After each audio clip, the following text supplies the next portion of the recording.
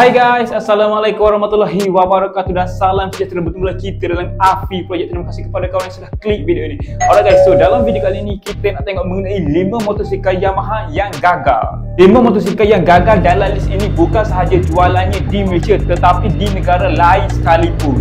Hal ini disebabkan oleh prestasi enjin kurang memuaskan, tidak praktikal, harga terlalu mahal dan pencabar daripada jenama lain. Antara pencabar terdekat kegagalan 5 motosikal yang dilistkan dalam video ini adalah Honda. Tanpa bercakap banyak lagi, jom kita mulakan. Pertama, Novo LC.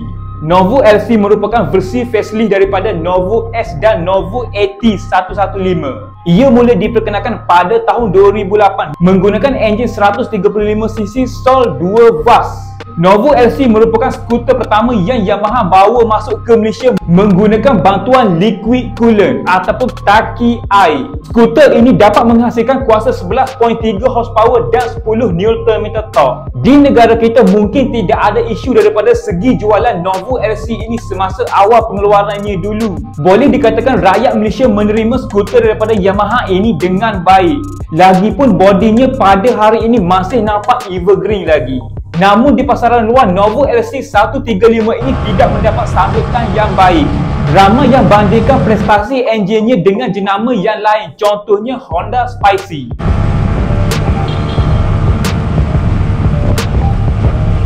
Seterusnya, Yamaha Lexim. Yamaha Lexim mula dibina pada tahun 2011 dan berakhir pada tahun 2013.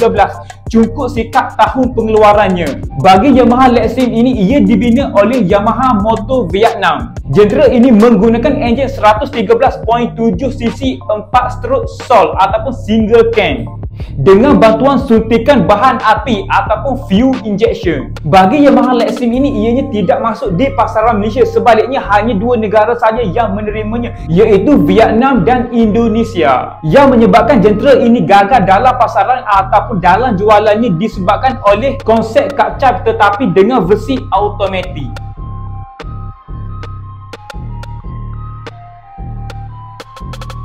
ataupun menggunakan enjin skuter dengan transmisi CVT.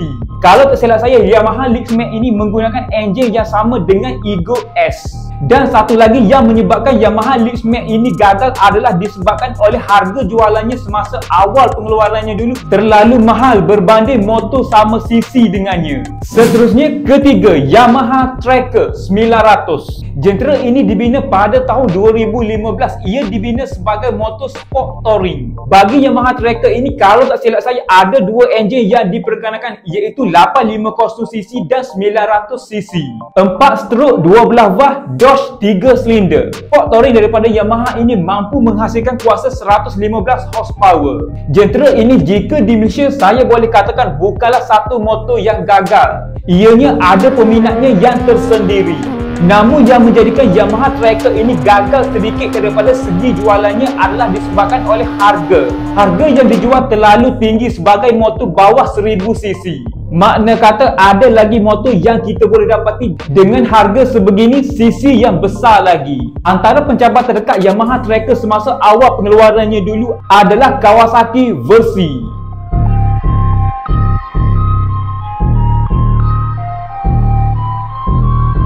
Seterusnya kita masuk yang keempat, ia adalah Yamaha FZ150. FZ mula diperkenalkan pada tahun 2007 sehinggalah tahun 2018. Ia merupakan antara motor Yamaha selepas Yamaha RSZ menggunakan suntikan bahan api ataupun fuel injection. Berkapasiti 150cc. Sepanjang pengeluaran Yamaha FZ150 ini terdapat 3 model enjin yang diperkenalkan tetapi dengan cc yang sama, cumalah perbezaan daripada segi wiring. Di Malaysia, Yamaha FZ ini antara motor Yamaha yang orang tak pandang.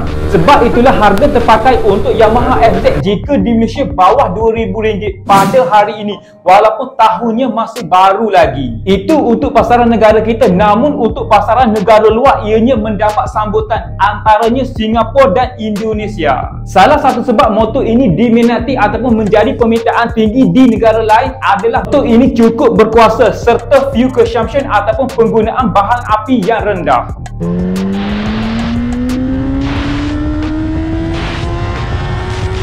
Seterusnya kita masuk yang terakhir, iaitu yang kelima. Ia adalah Yamaha T-Max. Sebenarnya Yamaha T-Max ini sudah lama dikeluarkan sejak tahun 2001 lagi. Semasa awal pengeluarannya dulu, ianya famous di belah-belah Eropah sebagai skuter touring yang mana menggunakan enjin 500cc. Pada tahun 2012, Yamaha mengeluarkan model terbaru Yamaha T-Max ini yang mana menggunakan enjin 530cc. Pada hari ini, Yamaha T-Max di Malaysia ini tidak mendapat sambutan sangat disebabkan oleh ramai lagi pencabar daripada jenama lain. Ditambah pula harga untuk Yamaha T-Max ini agak mahal, sekitar 30 ke 45 ribu ringgit bergantung pada tahun pengeluarannya. Antara pencabar terdekat bagi Yamaha T-Max untuk model 560cc adalah Honda ADV 750. Dua model ini merupakan antara harga yang sama, iaitu RM75,000. Siapa hari ini peminat Yamaha T-Max ini? Cuba korang komen dekat bawah, tak kisahlah baru ataupun yang lama.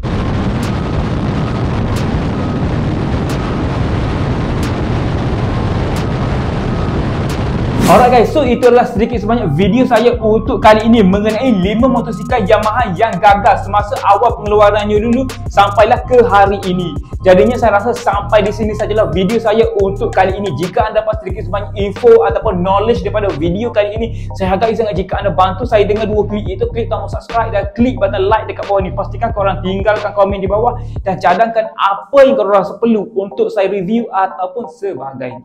Terima kasih.